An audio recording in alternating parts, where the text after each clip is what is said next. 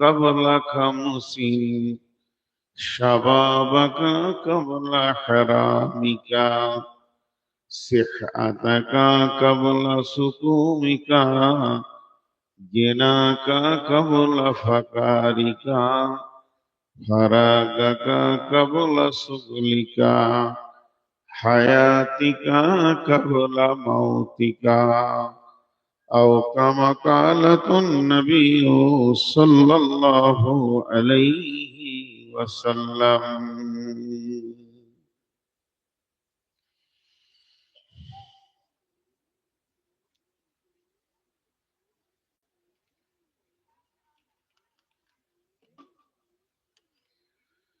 যেদিন তুমি ডাক দেবে মোরে তোমার শীতল কোলে ঘুমায় পড়িব তোমারি বক্ষে সারা দুনিয়ার মায়া ভুলে রবে না সেদিন পিতার আদর মাতার স্নেহের কোল বন্ধু স্বজনে ব্যথা অনুভূতি শিশুদের কলর প্রিয় তোমার দেবে না মুখে সোহাগ মাখা ঘুমানোর পালা আসিবে যেদিন নিরালা নিঝুম।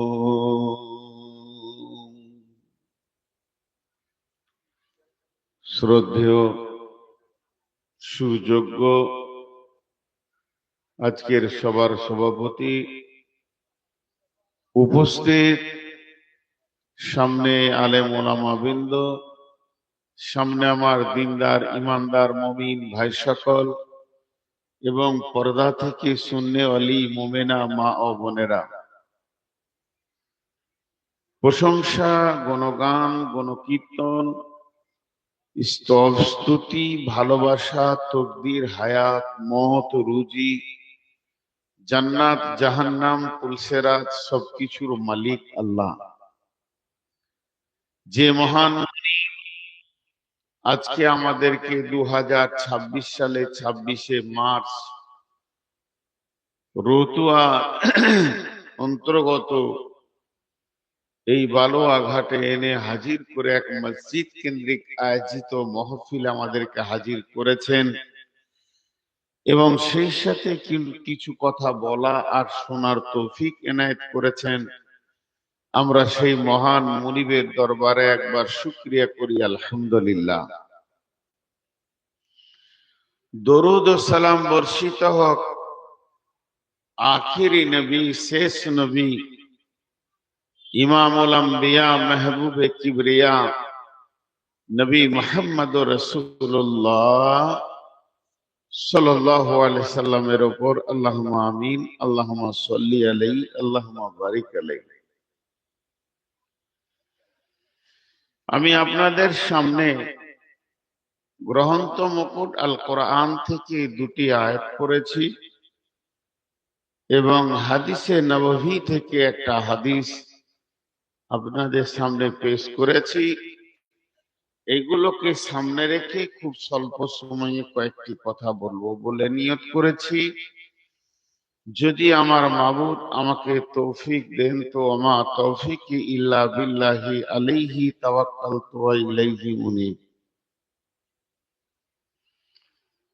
আমি বক্তব্যের শুরুতে ছোট ছোট দু তিনটি কথা বলবো যেগুলো বক্তব্যের বিষয় নেই। আপনারা খুব সুন্দর বসে আছেন, আপনাদেরকে বলার কিছু নাই, কিন্তু দু চারজন দাঁড়িয়ে আছে, ওরা কেন দাঁড়িয়ে আছে বুঝতে পারছি না। ওদেরও তো একটা মগজ আছে, ওদের তো বুদ্ধি আছে। ওদের মাথা ওদেরকে বলছে দাঁড়িয়ে থাকবি, বসিস না। যে বসেছে বসেছে, এই ভুলটা তুই যেন করিস না। তুই করলে তোর বংশমর্যাদা কমে যাবে, সম্মান কমে যাবে। তুই যে ফ্যামিলির ছেলে, তুই তো বসবি না। আমরা তো আর মানুষ নয় যে বসবো। আমরা পশু কুলে এসেছি দুনিয়াতে। কেন চেষ্টা করছেন আপনি যে বকেন গা আমরা আমাদের মতো করে থাকবো? চলে গেল। তো ভাই, সবাইকে বলছি বসে। মা বোনেদেরকে বলছি, আল্লাহ আপনাদেরকে কথা বলার মেশিন করে পাঠিয়েছে পৃথিবীতে। এত কথা বলতে পারে। একটা পুরুষ সারাদিনে 2500 থেকে 3000 ওয়ার্ড ব্যবহার করে সারাদিনে, খুব কাজ থাকলে। একটা মেয়ে 3500 থেকে 6000টা শব্দ ব্যবহার করে। তাহলে কথা বলার মেশিন ওরা। অতএব আপনারা মুখকে বন্ধ করেন। আমি একটা বিষয় আপনাদের সামনে রাখবো, ধারাবাহিকতাটার দিকে একটু খেয়াল রাখবেন, এবং সেই সাথে আপনাদের সামনে আমি হাদিসটাকেও পেশ করব ইনশাআল্লাহ। আমি চেষ্টা করব, যদি আমার মাবুদ আমাকে তৌফিক দেন, তো আমার তৌফিক ইল্লা বিল্লাহি আলাইহি তাওয়াক্কালতু ওয়া ইলাইহি উনীব। একটা হচ্ছে নসিহত আর একটা হচ্ছে ওসিয়ত। আল্লাহ পাক কালাম পাকের মধ্যে হুকুম করেছেন অনেক কথা, এইটা করো। অনেক কথা নিষেধ করেছে, এটা করিও না। অনেক কথা হুকুম করেছে, এটা করো। অনেক কথা নিষেধ করেছে, এটা খবরদার করবি না, করলে জাহান্নাম যাবে। আল্লাহ যেটা করতে বলেছেন ওটা করার নাম ঈমান। আল্লাহ যেটা মানা করেছেন তার থেকে বেঁচে থাকার নাম ঈমান। আর আল্লাহ কিছু কথা বলেছেন যে হালকা করে ছেড়ে দিয়েছেন, করো করো না এমন বলেনি, বরং বলেছেন তোমরা যদি বুঝো তা লাভ হবে, তোমরা যদি না বুঝো তো তোমাদের লস হবে। যালিকুম ওয়াসাকুম বিহি লাআল্লাকুম তাকিলুন। আমি বলে দিতাম, তোদের যদি বিবেক থাকে তো তোরা আমার কথা কটাকে বুঝে লিগা। যালিকুম ওয়াসাকুম বিহি লাআল্লাকুম তাযাক্কারুন। আমি আল্লাহর বলার ছিল বলে দিলাম, যদি স্মরণ করিস তো বুঝবি, না করিস তো না বুঝবি, দেখে লিগা। আবার আছে যালিকুম ওয়াসাকুম বিহি লাআল্লাকুম তাত্তাকুন। তোদের দিলে যদি ভয় থাকে তো আমি যা বললাম তোদের কাজে লাগবে। কত সুন্দর কথা বলেছেন। মানুষ কখন ওসিয়ত করে? যখন হৃদয় থেকে ভালোবাসে। আমরা খেয়াল করি না, আমরা বুঝি না, আমরা বিবেক গুলোকে বিক্রি করে রেখে দিয়েছি। চলতে ফিরতে বন্ধু ওসিয়ত করে, এটা করিস না রে ভাই, ওটা মানি তো ওসিয়ত, এটা করগা, ওটাই তো ওসিয়ত। বাপ মা ওসিয়ত করে, কথায় কথায় বলে তোকে বললাম যে এই কাজটা করিস না, এদিকে যাস না। মাও কখনো বলে ফেলবে ও কাজটা করিস না। শিক্ষকেরা মাদ্রাসায় পড়েছি, ক্লাস চলছে, কিতাব সামনে আছে, পড়াচ্ছে পড়াচ্ছে পড়াচ্ছে পড়াচ্ছে, 10 minute 20 minute 25 minute 30 minute 40 minute 45 minute class হয়ে গেল, বই বন্ধ হয়ে গেল। আমিও বই বন্ধ করলাম, আমার শিক্ষকও বই বন্ধ করলো। আর কোনো ক্লাসের পড়া হচ্ছে না। হয়তো ঘন্টা পড়বে মাদ্রাসাতে, আর 2 মিনিট আছে। তো শিক্ষক তখন বসে বসে সময়টা ফালতু কাটাবে। কথায় কথায় বলছে ভালো করে পড়িও, ভবিষ্যতে কাজে লাগবে। আর যদি না পড়ো তো ভবিষ্যতে তুমি পস্তাবে। যে জিনিসগুলো তোমাকে বোঝানো হলো এইগুলো ঠিক করে ফলো করবে। অন্য সময় অন্য দিক থেকে কিতাব দেখবে, আরো 5টা কিতাবকে দেখে তুমি লোড করবে। এগুলো ছিল ক্লাসের পড়ালাই, এগুলো ছিল ওসিয়ত, এগুলো ছিল ওসিয়ত। এগুলো ছোটখাটো জিনিস নয়, এগুলোকে উপেক্ষা করা যাবে না। জুমার খুতবা চলে প্রত্যেকটা মসজিদে, খুতবা দিতে দিতে খতিব 10 মিনিট, 20 মিনিট, 30 মিনিট, 40 মিনিট খুতবা দেওয়ার পর শেষকালে বলে ওমা আলাইনা ইল্লাল বালাগ, আমার কাছে যা ছিল পৌঁছিয়ে দিলাম। ওমা আলাইনা, নাই আমার কোনো দায়িত্ব, ইল্লাল বালাগ, তোদের কাছে পৌঁছিয়ে দিলাম, আমল করবি করগা, না করবি না করগা। এক কথাই বলতে গেলে বলতে হয় দেখে লিগা, বলার ছিল বললাম, মানবি মানা মান, না মানবি না মান। ইমান है तो करके देख, না है तो मर के देख। তোকে বলে দিলাম, তুই শুনলা, মানবি মান, না মানবি না। ভাই দেখেন 3-4টা পশু আবার এসছে, দাঁড়িয়ে আছে, ওরা বসবে না, ওদের কাল্লা ওই মেজাজ করে পাঠিয়েছে। কোন বংশের হে, তোর বাপের নামটা দিয়ে যেত, তাও ফেসবুকে দিব, ফেসবুকে দিব তোর চেহারাটা দিয়ে, এরকম গাধা দেখবিতে দেখ, জলসে যে মাথার কাছে দাঁড়ানো। তো ওসিয়তের গুরুত্ব দিতে হবে। এবার আপনি চলেন, আর বেশি টাইম নেব না, 2 মিনিট নিব, চলে যাব কারাম পাকের আয়াতে। ফারাইজ, কোরআন শরীফের একটা অংশ আছে ফারাইজ, মানে আব্বা মরেছে, ছেলে কত পাবে, মেয়ে কত পাবে, স্ত্রী কত পাবে। মা মরেছে, ভাই কত পাবে, বোন কত পাবে, স্বামী কত পাবে। এটাকে বলে ফারাইজ। ওই ফারাইজের চ্যাপ্টার যতগুলো আছে, প্রত্যেকটি চ্যাপ্টারেতে লেখা আছে যে ওই মৃত্যু ব্যক্তি যদি কিছু ওসিয়ত করে যায় সেটা আগে পুরা করো, আর ও দেন ও ঋণকে আগে পুরা করো, তারপরে তোমরা ভাগ করো। আমি মারা গেছি, আমি কবরে চলে গেছি, আমার 10 বিঘে জমি, 20,000 টাকা, আমার জায়গা পুকুর ছাড়া আছে। এই ক্ষেত্রে কালাম পাক বলছেন, এ ভাই তুই হরেন বাজাস না, তোকে দেখলে ছেড়ে দিবে গাড়ি। তুই এখানে হরেনটা বাজাচ্ছিস, তোর বিবেকটা কি বলছে? বুকে চালাবি নাকি? একটা বুলোরও কিনেছে এখনো। তো ওই মৃত্যু ব্যক্তিটা চলে গেছে, এবার 5 জন 7 জন 10 জন, আমার বিবি, আমার ছেলে, আমার মেয়ে, এরা বসেছে ভাগ করব।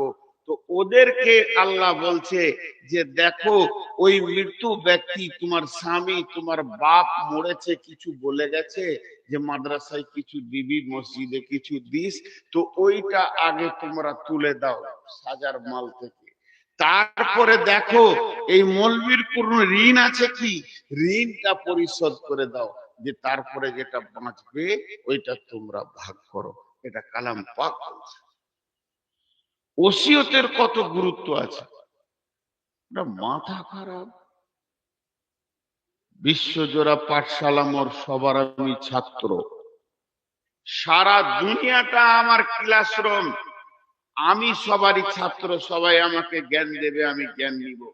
শিক্ষিত মানুষ খালি জ্ঞান অন্বেষণ করে, মৌমাছি যেমন মধু অন্বেষণ করে, শিক্ষিত মানুষ জ্ঞান অন্বেষণ করে।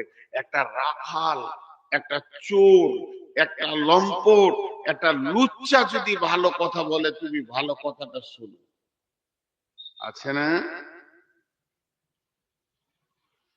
কি বলে, গরিব দুঃখীর বাকো হলে সুবচন, গরিব দুঃখীর বাক্য হলে সুবচন, সাদরে তারে তুমি করিবে গ্রহণ।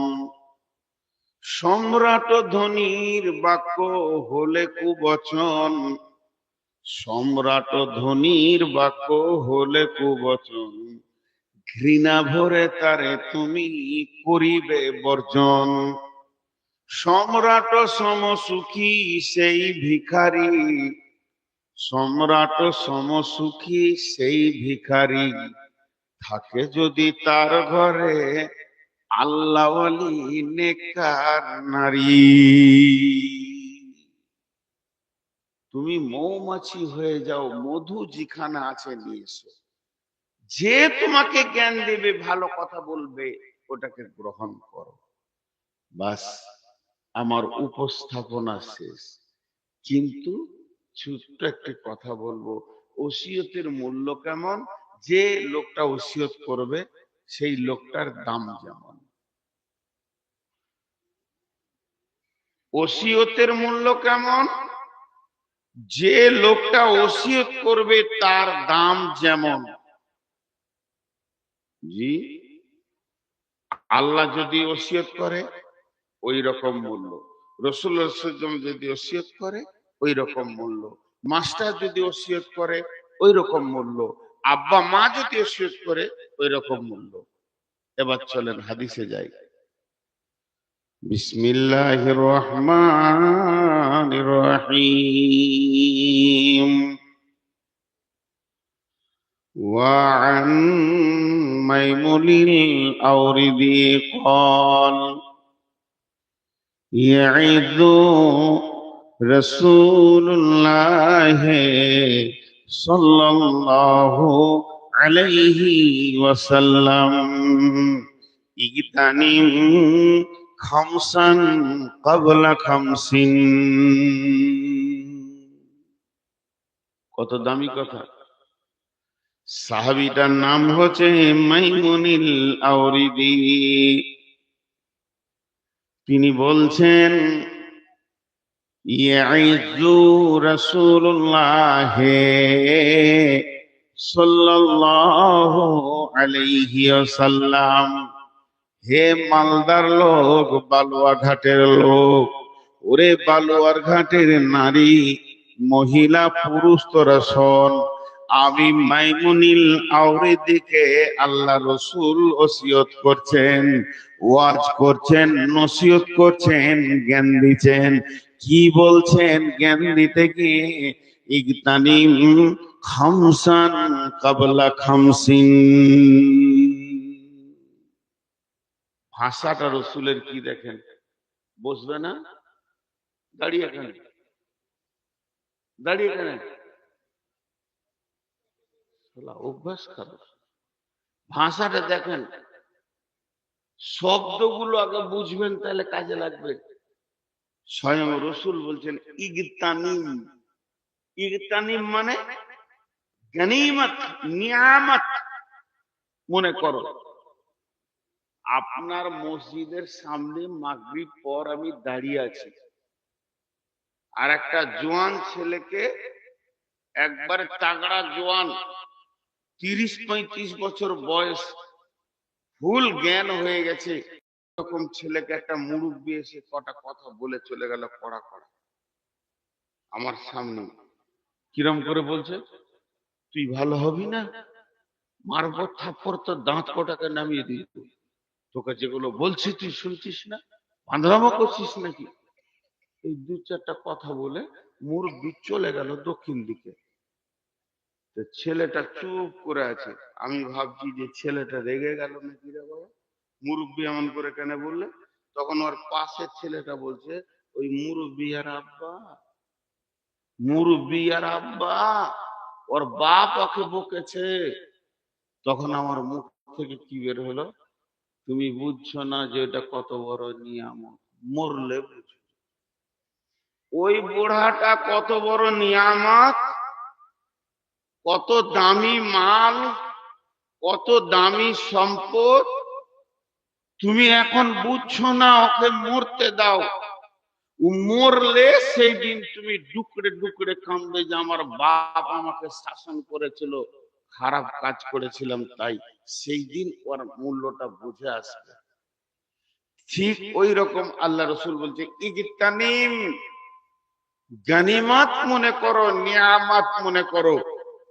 আমি বলছি এটা মোবাইল, আপনি বলছেন মোবাইল, সভাপতি বলছে মোবাইল, গাঁওয়ালা বলছে মোবাইল, ইমাম বলছে মোবাইল, মুয়াজ্জিন বলছে মোবাইল, আর আল্লাহর রাসূল একা বলছে এটা হীরের টুকরো। কোনটা ঠিক? কোনটা ঠিক আপনাদের মতে বলেন? আল্লাহ রাসূল যেটা বলেছে ওটাই ঠিক। আপনার আমার বুঝে আসুক আর না আসুক, নবীজির মুখ থেকে বের হয়েছে মানে ওইটা গুরুত্ব দাও। আজকে নবীজির কথাকে আমরা গুরুত্ব দিই না, গুরুত্ব দিই না। হায়, যদি গুরুত্ব দিতাম তো এরকম হতাম। আমি তো বায়ান করছি বেঈমান হালাতে, গুরুত্ব দিলে এরকম হতাম। কাফের কাফের কাফের, মুশরিক মুশরিক, এরাও রসুলের কথাকে গুরুত্ব দিয়েছে, কিন্তু হিংসায় মেনে নিতে পারেনি, আমল করতে পারেনি। একটা ঘটনা বলবো, বুঝে নিবেন কত গুরুত্ব দিয়েছে। উমাইয়া বেঈমান কাফির, রসুলের জীবনের সারা জীবনের দুশ্মন, কোরআনের সারা জিন্দেগির দুশ্মন, দিন ইসলামের দুশ্মন। ওই দুশ্মন, ওর স্ত্রী দুশ্মন, ওর ছেলে দুশ্মন, ওর গোষ্ঠী দুশ্মন। সেই উমাইয়া দেখেন, বিশ্বনবী নবী মুহাম্মদুর রাসূলুল্লাহ সাল্লাল্লাহু আলাইহি ওয়াসাল্লাম রাস্তা দিয়ে হেঁটে যাচ্ছেন। উমাইয়া ওর গলিতে ওর নিজের উটটাকে নিয়ে উটকে খাওয়াচ্ছে এবং উটের পিঠে এরকম করে মারছে। ভাই আপনারা রাস্তাটা ছেড়ে দেন তো, রাস্তাটা ছেড়ে দেন। ওকে বললাম হরেন বাজায়ও না, তো আগে থেকেই বাজাইছে। রাস্তাটা ছেড়ে দেন মুরব্বি। বাস, ওকে কে বুঝাবে? এখানে আসেন, আপনি চেয়ার নিয়ে এখানে আসেন, এখানে আসেন। রাস্তায় বসা ঠিক নয়, মানুষের বিপদ আপদ কখন হবে গাড়ি নিয়ে ধরবে। এই মুরব্বিকে এখানে নিয়ে এসো তো, ওর বসাটাই আমি দেখতে পাচ্ছি না।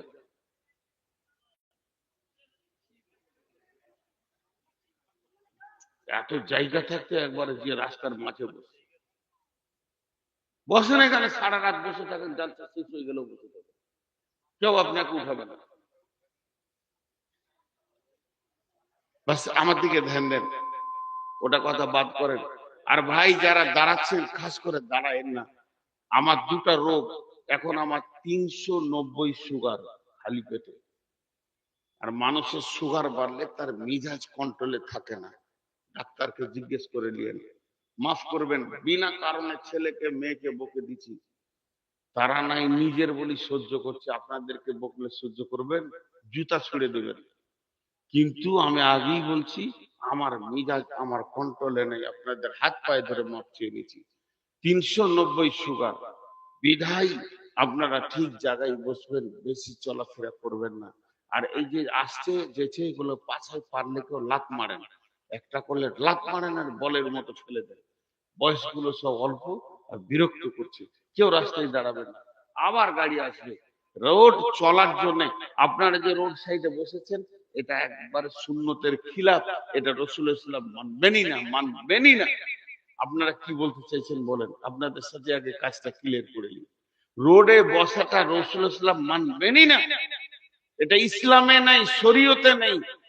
জোর করে বসবেন কেন আপনি?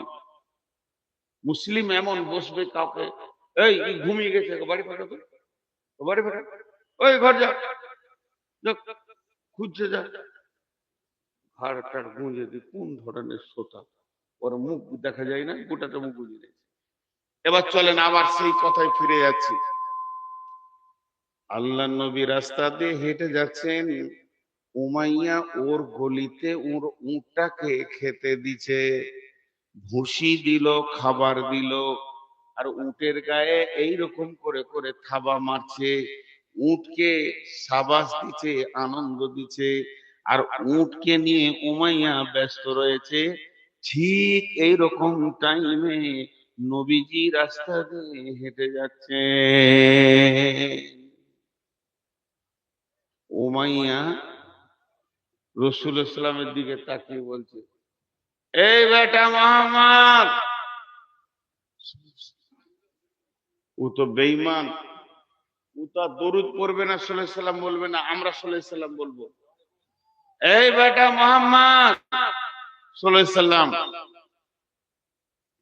এই উটে চড়ে তোকে আমি হত্যা করব। আচ্ছা বলেন, কত বড় রসুলের দুশমন, বলছে এই উটে চড়ে তোকে আমি হত্যা করব। আল্লাহ রসুল বেশি কথা বললেন না, চড়াও কথা বললেন না, আঘাত দিয়ে কথা বললেন না, খালি মাথা নামো করে উনি হাঁটতেন, মাথাটা তুলে উমাইয়ার দিকে বলছে, সম্পর্কে গা সম্পর্কে পাড়া সম্পর্কে চাচা ছিল, তাই বলছে, এই বেটা আগামী জিহাদে তুই মরবি। খালি মুখ থেকে বের হয়ে গেল, কার? নবী মুহাম্মদ সাল্লাল্লাহু আলাইহি সাল্লামের মুখে, আগামী জিহাদে তুই মরবি। নবীজি চলে গেলেন, ও উঠকে খেতে দিয়ে বাড়ি চলে গেল, ঝামেলা মুটে গেল, হাতাহাতি হয়নি, ঝগড়া হয়নি, মারামারি হয়নি, পিটাপিটি হয়নি, শুধু বললে উঠে চড়ে তোকে হত্যা করব, পাল্টা রসুল বললেন আগামী জিহাদে তুই মরবি। বাড়িতে গিয়ে খেতে বসেছে, বিবি খাবার দিয়েছে, যা খাই তারা তখন যেটা খেত, রুটি সবজি মাছ মাংস যা ছিল দিয়েছে, খেয়েছে। খাওয়ার ভঙ্গিতে মনে হচ্ছে উরুবা, মনে শান্তি নেই। বিবি বলছে, কিছু হলো নাকি? বলে না। বলছে, শোন রে বিবি, আমার কোনো রোগ হয়নি, মাথায় ব্যথা নাই, পেটে ব্যথা নাই, কিন্তু তোকে একটা গল্প শোনাই। আমি উটটাকে যখন খেতে দিছিলাম, উটের সেবাতে ব্যস্ত ছিলাম, আমি যখন উটটাকে নিয়ে ব্যস্ত ছিলাম, তখনই নবী ওই যে আব্দুল্লাহর বেটা মোহাম্মদটা রাস্তায় হেঁটে যাচ্ছিল। শুধু আমার মুখ থেকে একটা কথা বের হলো, এই বেটা মোহাম্মদ, এই উটে চেপে তোকে আমি হত্যা করব। তখন নবী আমাকে পাল্টা বললেন, বেটা উমাইয়া রে, আগামী জিহাদে তুই মরবি। এই কথা আমাকে বলে সেও চলে গেছে, আমিও বাড়ি চলে গেছি। সে আর আমার বিরুদ্ধে আসবে না, আমি তার বিরুদ্ধেও যাব না, আর কোনো দ্বন্দ্ব হয়নি। তখন ওর বিবি, কাফের বিবি, মুশরিকা বিবি, বেঈমানের বিবি, বেঈমান, কথাটা কি বলছেন উমাইয়াকে, ওগো শোনো, যার মুখ থেকে কথাটা বের হয়েছে, তোমার আর উপায় নাই, তোমাকে মরতেই হবে, মরতেই হবে। কারণ ওই নবী মুহাম্মদের মুখ দিয়ে একটা মিথ্যা কথা, একটা ধোঁকা কথা, একটা পরপ্রতারণা কথা কোনোদিন বের হয় না। উনি যেটা বলেন সেটা ঘটে যাবে। অতএব কেন তুমি ওকে বিরক্ত করতে গেলে? আজকে আমি বালুয়াঘাটের মুসলমানকে বলবো, ও বালুঘাটের মুসলমান, আপনারা শুনে নেন, যে কথা শোনাতে আমি বসেছি, মাইমুনিল আওরিদি এই সাহাবীটা বলছেন, আউসানি রাসূলুল্লাহ সাল্লাল্লাহু আলাইহি ওয়াসাল্লাম, ইয়া আল্লাহর নবী ইয়াইজু রাসূলুল্লাহ সাল্লাল্লাহু আলাইহি ওয়াসাল্লাম আমাকে বিশ্বনবী ওসিয়ত করেছেন। আর বিশ্বনবী যখন ওসিয়তটা করতে শুরু করলেন, তখন বললেন, ইগতানিম ইগতানিম, এটাকে তুমি গানিমত মনে করো, আমি যে কথাগুলো বলছি দামি মূল্যবান মনে করো। কি মূল্যবান মনে করবে? আমি নবী মুহাম্মদ সাল্লাল্লাহু আলাইহি সাল্লাম বলছি, তার মানে এটা এত দাম। খামসান, তোমাকে পাঁচটা নিয়ামতের কথা পৃথিবীতে বলবো, কাবলা খামসিন, পাঁচটা জিনিস আসার আগে। এই পাঁচটা জিনিস এত দামি নিয়ামত, আল্লাহ তার প্রত্যেকটি বান্দাকে দেবে, চাইলেও দেবে, না চাইলেও দেবে। অটোমেটিক ভাবে আল্লাহর কাছ থেকে প্রত্যেকটা মানুষ পাঁচটা নিয়ামত পাবে। ইগতানিম খামসান, সেই পাঁচটা নিয়ামতকে ঠিক টাইমে ঠিক প্রয়োজনে কাজে লাগিয়ে নিতে হবে। আর যখনই আর পাঁচটা চলে আসবে তখন এই পাঁচটা হাতছাড়া হয়ে যাবে। প্রথম পাঁচটা বলবো, এই পাঁচটার পেছনে প্রত্যেকটির পেছনে আর একটা আছে, ওইটা এসে গেল মানে তোমার প্রথম নম্বর নিয়ামতটা হাতছাড়া হয়ে গেল। বিশ্বনবী বলছেন ওটা যখন তোমার হাতছাড়া হয়ে যাবে, এরপরে যদি তুমি কাঁদতে কাঁদতে কাঁদতে কাঁদতে চোখের পানিতে নদী বইয়ে দাও, আর সাজদা করতে করতে যদি মসজিদকে খাল করে দাও, আর কপাল ঠুকতে ঠুকতে কপালকে যদি তুমি খাল করে দাও, আর দ্বিতীয় চান্স পাবে না, পাবে না, পাবে না, পাবে না, পাবে না, পাবে না। পাঁচটা জিনিস এমন নিয়ামত, জিন্দেগিতে একবার পাবে, দু চান্স পাবে না। ইগতানিম খামসাল কাবলা খামসিন, একটা উদাহরণ দেওয়ার জন্য আপনাদেরকে বলছি, কান করে শুনেন। আজকে কি বার? বৃহস্পতিবার। রাত 12টা 1 মিনিট হয়ে গেলে, 1 সেকেন্ড হয়ে গেলে আর বৃহস্পতিবার থাকবে? কি বার হয়ে যাবে? হাজার মাথা ঠুকলেও এই বৃহস্পতিবারটা আর পাওয়া যাবে না। সামনে লাখো কোটি বৃহস্পতিবার পাবেন, কিন্তু এই বৃহস্পতিবারটা আর পাওয়া যাবে না। কতক্ষণ হাতছাড়া হয়েছে? 1 মিনিট। 12টা 1 বেজেছে, তাতেই হাতছাড়া হয়ে গেল।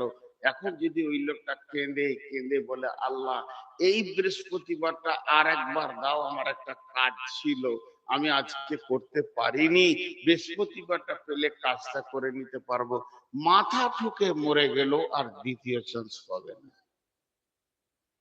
জি, কত মজবুত কথা। তাহলে কটা নিয়ামত? 5টা বলবেন রাসূল। গুনেন কি কি বলছেন? শাবাবাকা কাবলা হারামিকা, সিহতাকা কাবলা সুকুমিকা, জিনাকা কাবলা ফাকারিকা, ফারাগাকা কাবলা সুগলিকা, হায়াতিকা কাবলা মৌতিকা। আরেকবার বলছি, 5টার সাথে 5টা মেল আছে, প্রত্যেকটার সামনে একটা করে আসবে। প্রথমটা বলেন, সাবাবাকা কাবলা হারামিকা, সিহতাকা কাবলা সুকুমিকা, জিনাকা কাবলা ফাকারিকা, ফারাগাকা কাবলা সুগলিকা, হায়াতিকা কাবলা মৌতিকা।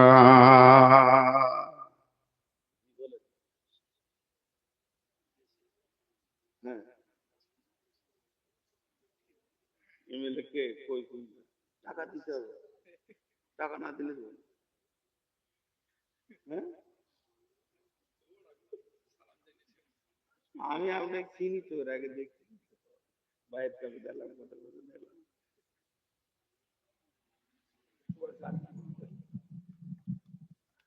আবার কোথায় যাচ্ছে? উপস্থিত সবাইকে আমার সালাম, আসসালামু আলাইকুম।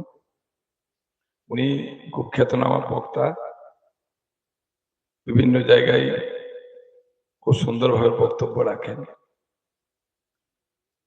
উনি যখন বক্তব্য রাখছেন আমি বলতে চাইছিলাম না, চলে যেতে চাইছিলাম আর কি, খারাপ লাগছে আমাকেও।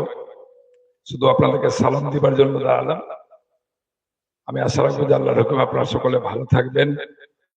আর যে মহৎ উদ্দেশ্য নিয়ে আল্লাহর হুকুমে আপনারা এই জালসা মাহফিলের আয়োজন করেছেন, করুণাময় আল্লাহ তাআলা আপনাদের সেই মনোবাসনা সফল করবেন, আশাটুকু রাখছি। বিগত দিনেও সর্বদা আপনাদের সাথে ছিলাম, আগামী দিনেও আল্লাহর হুকুমে ইনশাআল্লাহ আপনাদের সাথে থাকবো। আপনাদের দোয়া, আপনাদের ভালোবাসার মধ্য দিয়ে সবাই ভালো থাকবেন, সুস্থ থাকবেন। মহান করুণাময় আল্লাহ তাআলা আমাদের সবাইকে সৎ পথে, নেক পথে চলার তৌফিক দান করবেন। এ কথা বলে সবাইকে পুনরায় আমার সালাম, আসসালামু আলাইকুম জানিয়ে আলোচনা শেষ করছি। মসজিদের অবস্থা খুব খারাপ। এদেরকে কোন ইঞ্জিনিয়ার বুদ্ধি দিয়েছিল যে মসজিদটা দুতলা করা?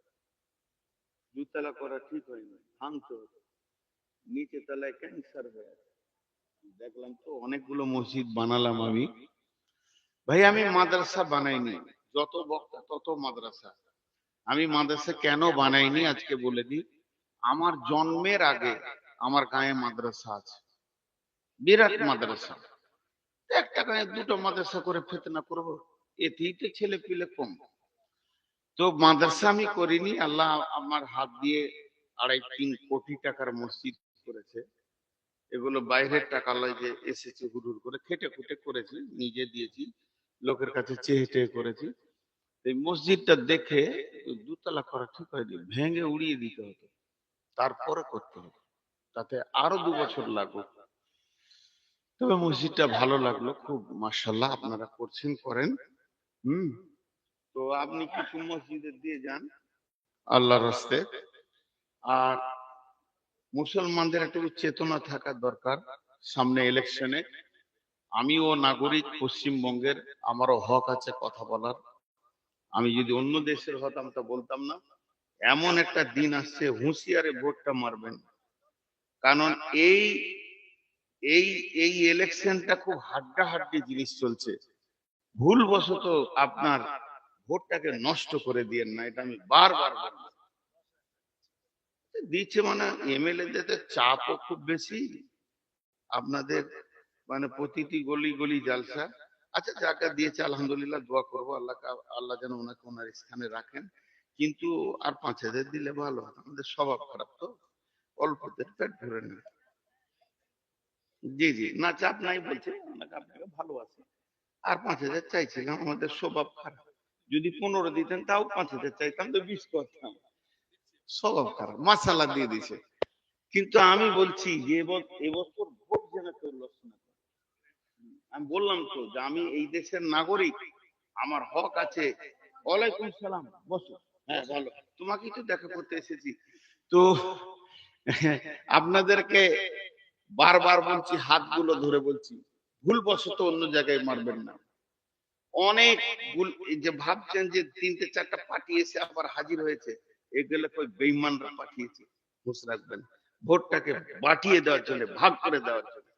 আর এ বেঈমান মহিলা যা করেছে করেছে, কিন্তু বাঁচতে গেলে ওখানে এখন রাখে না। এটা, এই ভোটটা এমন চ্যালেঞ্জের ভোট চলছে, একটু ভাববেন, সবলকে বলছি। মাশাআল্লাহ, আল্লাহ আমাদেরকে ইজ্জতের সঙ্গে পশ্চিমবঙ্গে বাঁচার তৌফিক দান করুন, আল্লাহুম্মা আমিন।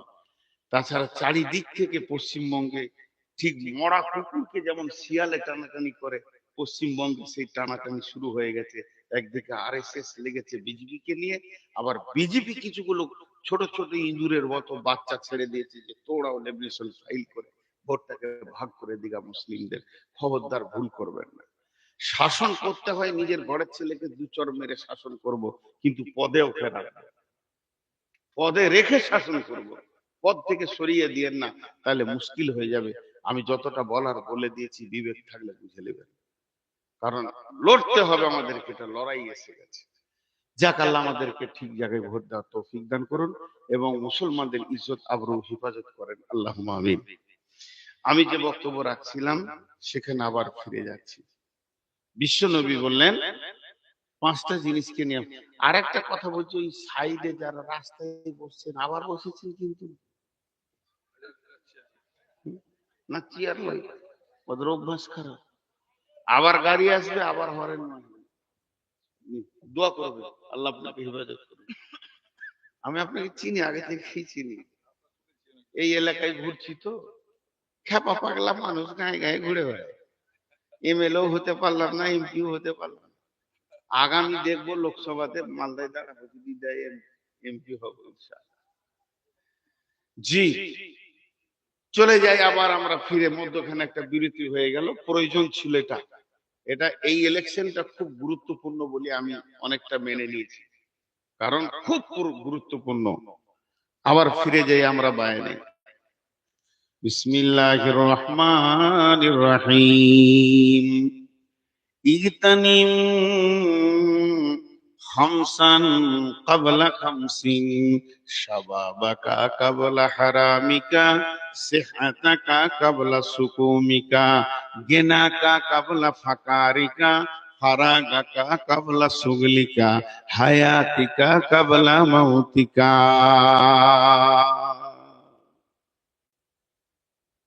ধ্যান দেন আমার দিকে। কটা নসিহত করলেন রাসূলুল্লাহ সাল্লাল্লাহু আলাইহি ওয়াসাল্লাম? আমার সাথে কথা বলেন, কটা? 5টা। কে বলছো দুটা? তুমি? ঠিক আছে, আনা ও বসে আছে, এটাই ভালো।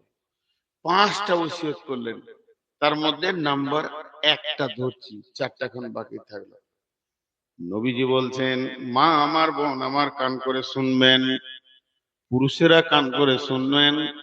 নবীজি বলছেন ইদানিম খামসিন কাবলা খামসিন, খামসান কাবলা খামসিন। তার মধ্যে প্রথম নম্বরে হলো শাবাবাকা কাবলা হারামিকা। নিয়ে এসো ভাই, তুমি গাড়ি নিয়ে এসো, পাড়িয়ে দাও যে কটা রাস্তায় বসে আছে। যদি পারো তো তুলে নিয়ে চলে যাবো, ওটা দরকার নাই আমাদের শ্রোতা না।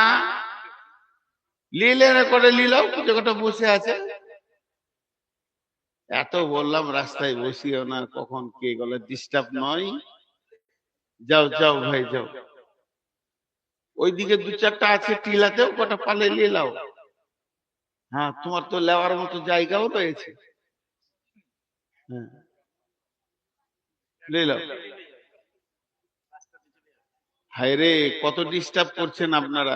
গাড়িটা ডিস্টার্ব করেনি, আপনারা যদি সরে বসে থাকতেন ও এতক্ষণ পার হয়ে চলে যেত।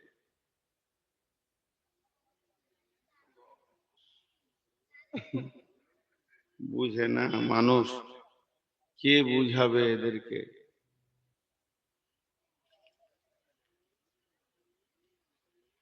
যাও। বিসমিল্লাহির রহমানির রহিম। প্রথম নম্বরে হলো শাবাবাকা কাবলা হারামিকা। জওয়ান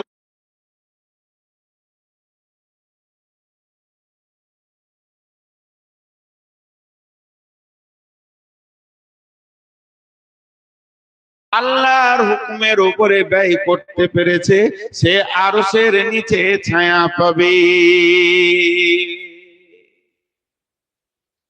1 নম্বরটা শেষ হলো। নাম্বার 2, সিহহাতাকা ক্বাবলা সুকুমিকা। নবীজি 2 নম্বরটা বলছেন সিহহাতাকা ক্বাবলা সুকুমিকা। হে আমার উম্মত, আল্লাহ তোমাকে একবার দিবে সুস্থ শরীর। যেদিন তোমাকে রোগে ধরবে সেদিন আর সুস্থ শরীর ফিরে পাবে না। তুমি এখন যুবক আছো, তোমার রক্ত যেন উগ্র তেজ হয়ে রয়েছে যুবতী। এই হালাতে তুমি বেশি বেশি করে আল্লাহকে ডেকে নাও। 5 ওয়াক্তের নামাজে মসজিদে চলে যাও, ঝড়েতে বৃষ্টিতে মসজিদে গিয়ে নামাজ পড়ো। আর যখন এমন একটা দিন আসবে তোমাকে সুগারে ধরবে, প্রেসার হাই হবে, প্রেসার লো হবে, প্যারালাইসিস হবে, চোখে কম দেখবে, মতের আগে প্রত্যেকটি মানুষকে একটা করে রোগ এসে আক্রমণ করবে, আর ওই রোগটা মত পর্যন্ত সাথে থাকবে। বিশ্বনবী বলছেন সিহহাতাকা ক্বাবলা সুকুমিকা। যখন তুমি সুস্থ শরীর আছো, বেশি বেশি করে তেলাওয়াত তেলাওয়াত ইবাদত করে নাও। আর যখন তুমি বুড়িয়ে যাবে, উজু করার ক্ষমতা রাখবে না, তায়াম্মুম করবে, বসে নামাজ পড়বে পারবে না, শুয়ে পড়বে, তোমার অসুখ হয়েছে, তুমি বিপদে পড়ে গেছো, 5 ওয়াক্ত মসজিদে যেতে পারবে না, তখন তোমাকে ওই মসজিদের মেজারমেন্টে নেকি দান করা হবে। অতএব হে যুবক, তুমি শুনে নাও, হে সুস্থ শরীর তুমি শুনে নাও, যতদিন সুস্থ শরীর আছে এটা আল্লাহর দেওয়া নিয়ামত। যেদিন তোমাকে রোগে ধরবে সেদিন এই নিয়ামতটি হাতছাড়া হয়ে যাবে। জি ভাই, রোগ 2 রকম। ইয়ং বয়সেও জ্বর জ্বালা হয়, এটা হচ্ছে ডিজিটাল রোগ। আজকে জ্বর হলো, ডাক্তার দেখালাম, সুস্থ হয়ে গেলাম, আবার ফুটবল খেলছি, এটাও রোগ। আমি মাসে বছরে 300 দিন ভালো আছি, 65 দিন অসুখ হলো। এই 300 দিন যে ভালো ছিল এটা বিরাট নিয়ামত। 65 দিন যে তোমার হাত থেকে চলে গেল রোগা শুয়ে থাকলে, তো তখন তুমি পস্তাইতে, তোমার রোগের থেকে সুস্থ শরীর ভালো। আর নরমাল লোক ঠিক মওতের আগে তোমার কাছে এসে পৌঁছাবে। এই যে এত সুগার মাথা তাঁতা করে ঘুরছে, আগে 2 ঘন্টা বকে দিয়েছি, এখন 1.5 ঘন্টা বকলে লাইট গুলোকে ছিনিমিনি দেখছি। কেন? এটা তোমার কাছে আসবে। তাহলে তুমি সুস্থ শরীরকে নিয়ামত মনে করো রোগা হওয়ার আগে। ভাই উঠবেন না, আল্লাহ রস্তে দিচ্ছি। আমি তো বলেছি 12:30 পার করব না, উঠবেন না। আপনাদের এলাকার সময়ের আমার জ্ঞান আছে, কি করব? রাখো, দিলে তো আমাকে তো দেয় না, রাখো, মসজিদে কাজে লাগবে। বায়ানের মাঝে টাকা দিছো মানে কি আদায় করতে বলছো? আর আদায় যদি ধরে নিতে 3 মিনিটের লক্ষ্যটা শেষ হয়ে যাবে। ভাই আমি 5টা গনিয়ে দিচ্ছি, উঠিয়েন না। আল্লাহ রাসূল একটু ধৈর্য ধরে। বিশ্ব নবীর কাছে একটা মহিলা এলো, যে বললো, ইয়া রাসূলুল্লাহ আমার জন্য দোয়া করেন যেন আমার রোগটা সুস্থ হয়ে যায়। রোগও একটা আল্লাহর নিয়ামত, এটা বলছি, রোগও একটা আল্লাহর নিয়ামত যদি ধৈর্য ধরতে পারেন, আল্লাহর বিরুদ্ধে কথা না বলেন। তো মেয়েটার রোগ কি? মির্গি রোগ ছিল।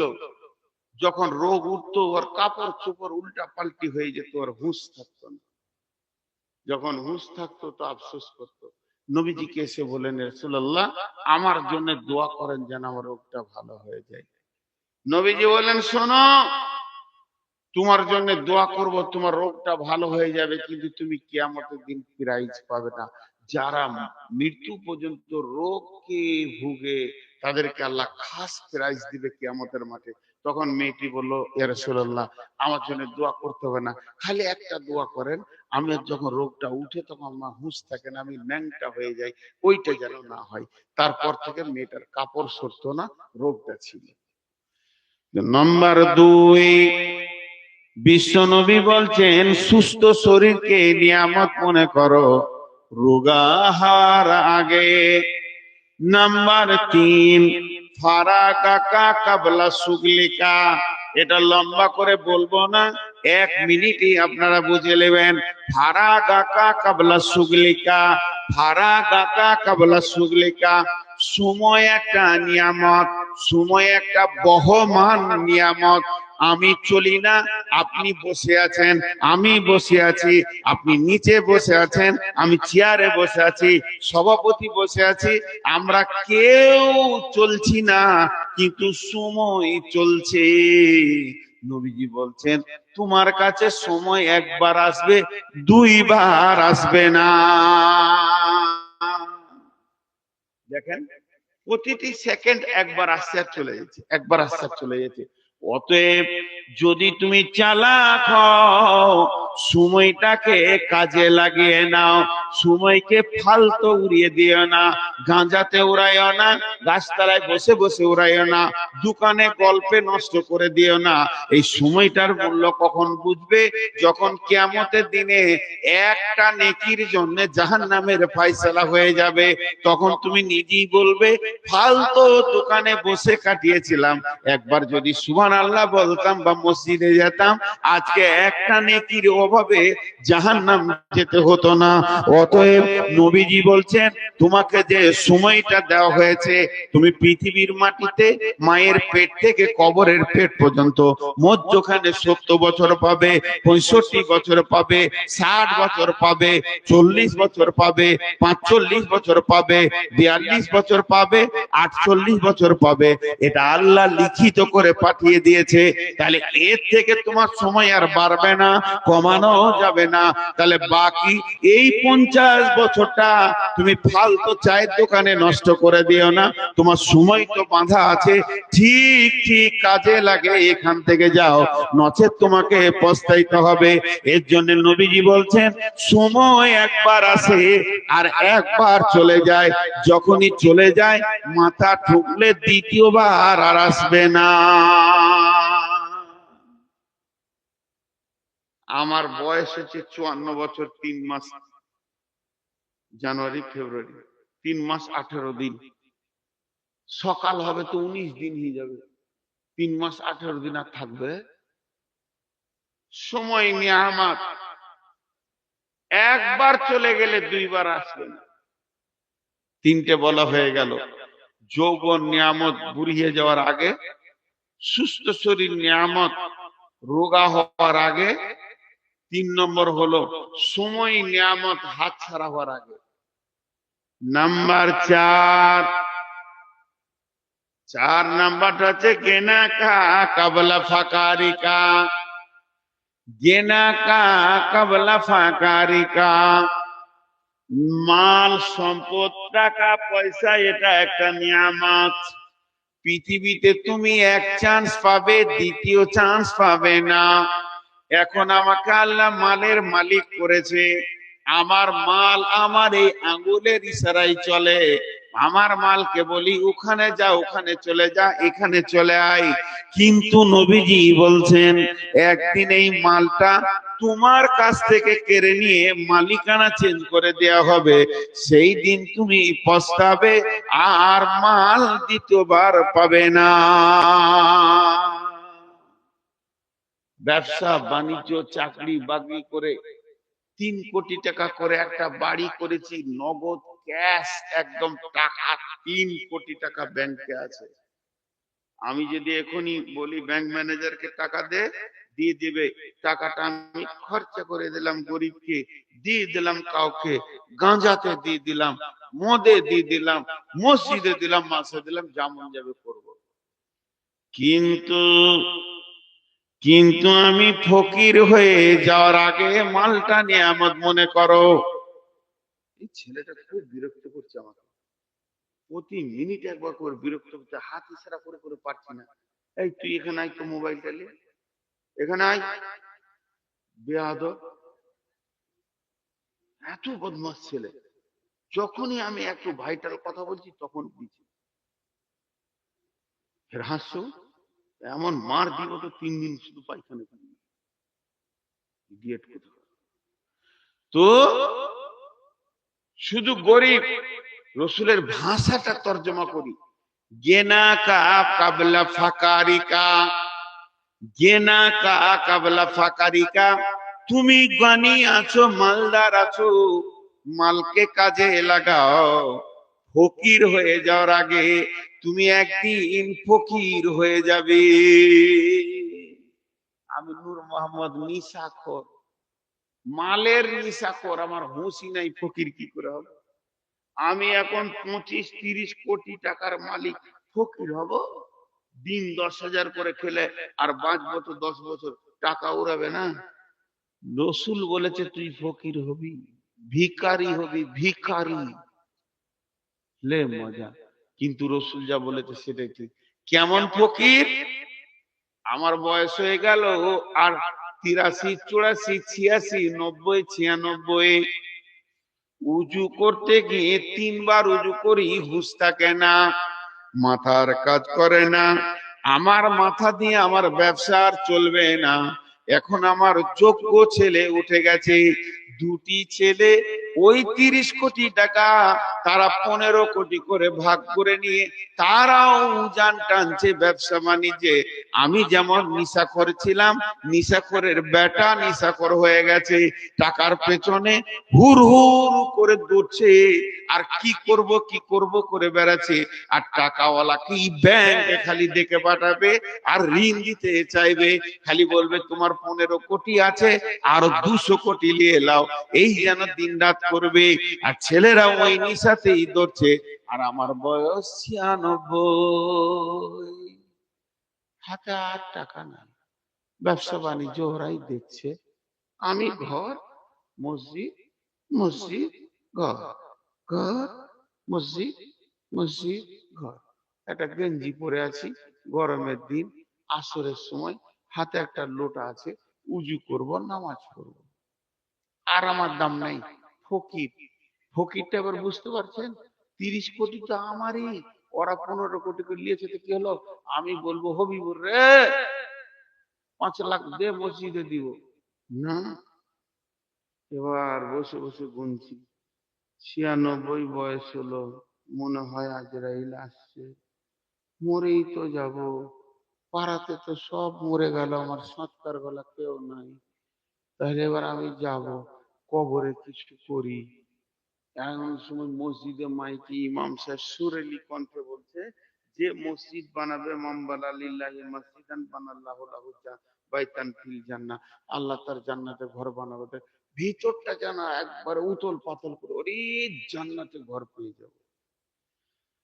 ছাদটা মনে হয় 2 লাখ টাকা খরচা হবে, তুমি 1 লাখ টাকা দিয়ে দিব, মনে মনে করে রেখেছি। বড় বেটা ঘর ঢুকছে বিকাল 3টে, বুলেট কিনেছে, বটবট করে ঢুকলো। তো আমি বলছি হবিবুর, হবির রে, তো কাছে এলো, জি আব্বা। কি বলছেন গো? আব্বা কি দরকার বলো? ওষুধ দরকার না কিছু খাবে? ছেলে আমার খারাপ নয়, আমার জন্য ভালো। কি খাবে বলো, ওষুধ দিব তো বলো, কিছু হয়েছে? না, ওরা বলিনি, বলছিলাম কি 2 লাখ টাকা।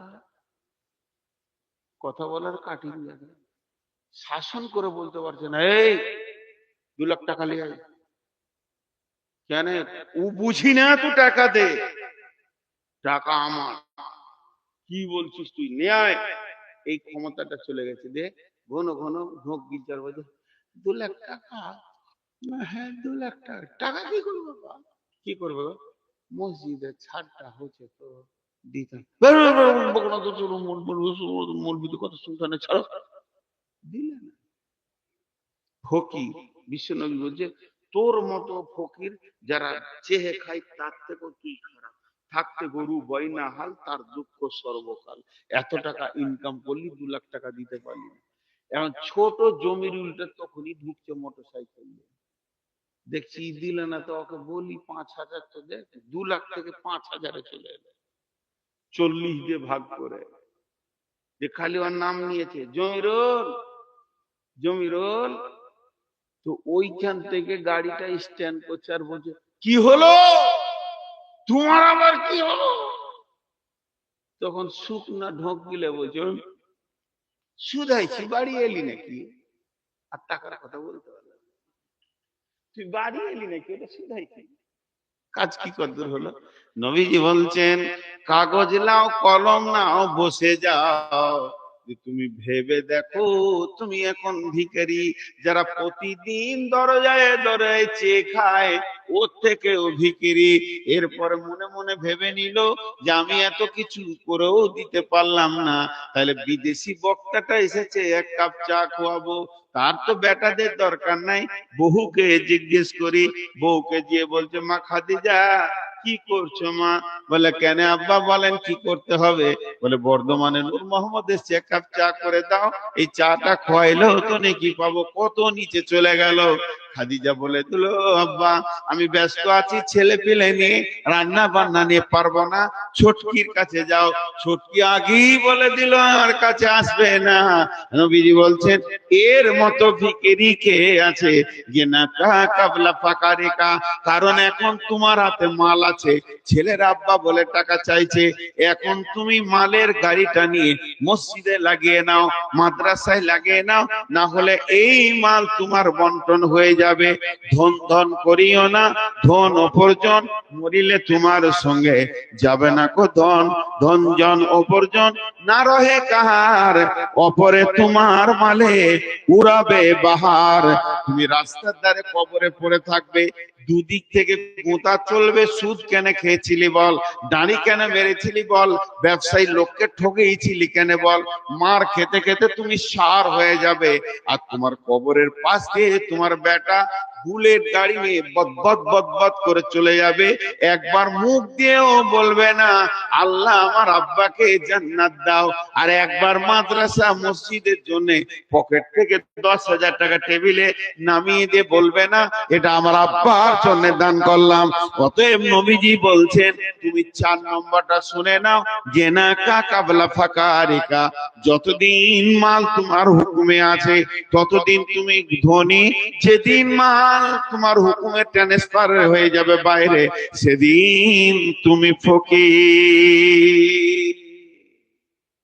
কত সহজ কথা, 4টা বলা হয়ে গেল, 5 নম্বরটা বলবো। 5 নম্বরটা বলতে সময় লাগবে 2 মিনিট, সবাই বুঝে নিবে, আরবিতে বললেও বুঝে নিবে, 2 মিনিট সময় লাগবে, উঠবেন না কেউ।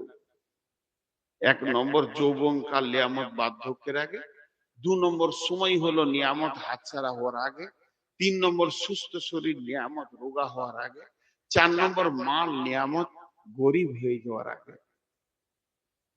5 নম্বরটা হালকা করে বলছি, হায়াতিকা কাবলা মাউতিকা, হায়াতাকা কাবলা মাউতিকা। তোমার হায়াত হলো নিয়ামত, জীবন নিয়ামত, যেদিন তুমি মরে যাবে সেদিন তোমার হাত ছাড়া হয়ে যাবে সব। হায়াতাকা কাবলা মাউতিকা, হায়াত এমন একটা নিয়ামত, যেদিন তুমি মরবে সেদিন তোমার সব হাত ছাড়া হয়ে যাবে। যতদিন বেঁচে আছো কিছু করো, না হলে তোমার হাত ছাড়া হয়ে যাবে। আপনারা কেউ উঠবেন না, আমার হাতের দিকে তাকান, বাপজি বলছি, ভাই বলছি, হাত ধরছি, 6 মিনিট টাইম নিচ্ছি। 6 মিনিট পর আমি ওয়াদা করছি আপনাদের সঙ্গে আমি দোয়া পড়িয়ে ছেড়ে দিব, বলবো উঠে যান, আমি আমার মুখ দিয়ে বলবো উঠে যান, কারণ আমি ওয়াদা করলাম 6 মিনিট টাইম নিচ্ছি। 6 মিনিট, আপনি যদি এর মাঝে উঠে যান তাহলে মসজিদকে বেজ্জতি করবেন। কেউ আছেন এই 6 মিনিটের মধ্যে 1000 2000 দেনেওয়ালা? ওই আরেকটা কই, একটা তো হবে না, ওটা তো নিয়েছি, ওটা কি ফেরত দিয়েছি আপনাকে? দেন, আচ্ছা কালকে দিয়ে দেবো। লেখেন মেয়েদের থেকে 2800 উঠবেন না, 2800 টাকা মেয়েদের তরফ থেকে। আমার একটা ভাষা আপনারা বুঝেন, হাত ধরে বলছি উঠবেন না, টাকা দিয়েন না, উঠবেন না, একসঙ্গে ছাড়বো ইনশাআল্লাহ। আর কেউ আছেন? কত? এই সামনে, এদিকে, ওইদিকে আসুন, আর এই সামনে আসতে হবে। কি গো? আরে আমার আমার সাথে কথা হলো, কোথায় কাজ করেন? উড়িষ্যাতে। তা এত কম দিলে হবে রে বাবু, কিছু দেন আর শোনেন, ছেড়ে দেন, 2 দিয়েছি, চলেই গেছে, দাঁড়াচ্ছে না, তা কি বলবো। জি ভাই, আপনারা আর কেউ আছেন 2000 1000 দেনেওয়ালা, 500 1000 দেনেওয়ালা? মোবাইল একজনও খুলবে না, মোবাইলটা দাঁড়াও আমি কথা বলবো। 500 টাকা সাইফুদ্দিন, আপনি কত দিলেন? কত দিয়েছেন বলেন? লোকের বিয়ে পড়েছেন, নিজে বিয়ে করেনি। দেন দেন, আপনি দেন, আপনারটা আগে দেন। আমি ছোট কালে একটা বিয়ে পড়েছিলাম, তখন মালসাই পড়তাম, হেদাই না নুহির পড়তাম। এই মানলাতেই পড়িয়েছিলাম, মেয়েটার নাম মনে আছে হেনা। জামাইটা জিজ্ঞেস করছে, মুলবি সাহেব আপনার বিয়ে হয়েছে? না। মাশাআল্লাহ মাশাআল্লাহ, মৃত্যু মা বাপের নামে ইনিও দান করলেন। ভাই আর কেউ আছেন? আমি টাইম বলে দিব আপনাদেরকে। আমি যে টাইমটা চেয়েছি তাতে 2 মিনিট চলে গেছে, আর 4 মিনিট আছে। মা বোনেরা আপনারাও পাঠান। এই হ্যাঁ? না আর থাকবে না, লোক উঠছে, থাকলে আপনি বাইনটা করবেন এরপর। হ্যাঁ হ্যাঁ। জি বলেন, এ অনেক আগে আমাকে টাকা খুঁজেছিল। হ্যাঁ জি জি বলেন, আর কেউ আছেন? 200 500 1000 দেনেওয়ালা। 4 মিনিট আছে, 4 মিনিট আছে। আল্লাহর গোলাম কেউ আছেন? কে দিবে বাইনটা? আমি করবো না তুমি করবে? মাইকটা দিয়ে দেবো? ওটা তো আমার কথা, আমি বলবো। জি ভাই কেউ আছেন? দেখেন, আমি মুসাফির, আমি বড় আলেম নই। আমার অনেক কোরআনের ত্রুটি আছে, হাদিসের ত্রুটি আছে, পড়তে যে ভুল হয়ে যায়। আমাকে যদি কেউ আলেম মনে করেন, ভুল করবে না, আমি ফতোয়া দিতে পারি না। কিন্তু আমার একটা ডিগ্রি ভালো, যে আমি মুসাফির, আপনাদের মেহমান। আর মেহমানের কোনো কোয়ালিটি হয় না। মেহমান যে কেউ হতে পারে। রসুলের ঘরে ইহুদি মেহমান সম্মান পেয়েছে, আপনারা কেউ উঠবেন না। এই এই কই, আমার চাদরটা এখানে ধরো। এই যে আমি মুসাফির, আমার চাদর মুসাফির, এখানে নিচে ওইখানটাই, ওই ক্যামেরা গুলোর কাছে দুজন ধরো। চাদরটা আমি দিলাম, একজনও চাদরে হাত না রেখে যাবেন না। আমি মানছি আপনি 10,000 দিয়েছেন, আমি মানছি আপনি 5,000 দিয়েছেন, আমি মানছি আপনি 1,000 দিয়েছেন, তারপরও একবার চাদরে হাতটা রেখে যাবেন। মুসাফিরের চাদরে হাতটা রেখে যাবেন। সকলকে বলছি, আমি এখন আর মাত্র আমার কাছে 2 মিনিট আছে। আমি দোয়া দিচ্ছি, আপনারা আমিন বলেন। হে আল্লাহ, সন্ধ্যা থেকে এই পর্যন্ত আমাদের সমস্ত যে কথা হাদিস কোরআনের হলো আমল করা তুমি তৌফিক দাও। হে আল্লাহ, আমাদের মা বাপ ভাই বোন যারা মারা গেছে তাদেরকে তুমি মাফ করে দাও। হে আল্লাহ, যারা দান করেছেন আবার করবেন, তাদের দানগুলো কবুল করে নাও। সুবহানাকা আল্লাহুম্মা ওয়া বিহামদিকা আশহাদু আল্লা ইলাহা ইল্লা আনতা আস্তাগফিরুকা ওয়া আতুবু ইলাইকা। এরপরে বলছি, আপনারা চাদরে দিয়ে যান, মোবাইল খুলেন না কেউ, এই চাদরে দিয়ে যান। যতজন আছেন একজনও চাদর বাদ করবেন না, সবাই আসেন, আল্লাহর রাস্তে আসেন। চাদরে হাতটা রেখে যান। জি, চাদরে হাতটা রেখে যান। মাশাআল্লাহ, জাযাকাল্লাহ। একজনও বাদ যাবেন না, একটা টাকা হলো চাদরে হাত রেখে যান। এই রেডি করো, মোবাইল রেডি করো। আসসালামু আলাইকুম ওয়া রাহমাতুল্লাহি ওয়া বারাকাতুহু। বেনামিতে 500 টাকা। ভাই যারা আমার লাইফে আছেন বা রেকর্ড শুনছেন, ইউটিউবে শুনছেন, আপনারা পেয়ে যাবেন। প্রত্যেকটি মোবাইল ওয়ালার কাছ থেকে আমার নাম্বার পেয়ে যাবেন, প্রত্যেকটি ইউটিউবারের কাছ থেকে আমার নাম্বার পেয়ে যাবেন আগামীকাল ইনশাআল্লাহ। আপনারা আমার নাম্বারে যোগাযোগ করেন। 1 নম্বর হচ্ছে, আগামীতে যদি কেউ উমরা করতে যেতে চান, আমার সঙ্গে যোগাযোগ করেন, আমি আপনাদেরকে উমরায় নিয়ে যাব ইনশাআল্লাহ। এর জন্য আপনাদের সঙ্গে আমি কথা বললাম। আপনারা যদি উমরায় যেতে চান, আমার সঙ্গে যোগাযোগ করেন, আমি আপনাদেরকে উমরায় নিয়ে যাব। আমার নম্বরে আমাকে ফোন করেন। 2 নম্বর হলো, আমার মাদ্রাসা আগামী শনিবার খুলে যাবে। যদি কোনো মেধা ছেলে থাকে, আমার মাদ্রাসায় আপনারা ভর্তি করতে পারেন, এই দাওয়াত দিলাম। আসসালামু আলাইকুম। আমার নাম্বারটা দিয়ে দিবে কিন্তু। জি ভাই, আর কেউ আছেন? পেয়ারুল কই, কোনটা দেখি? ওইটা পেয়ারুল। ও পেছনে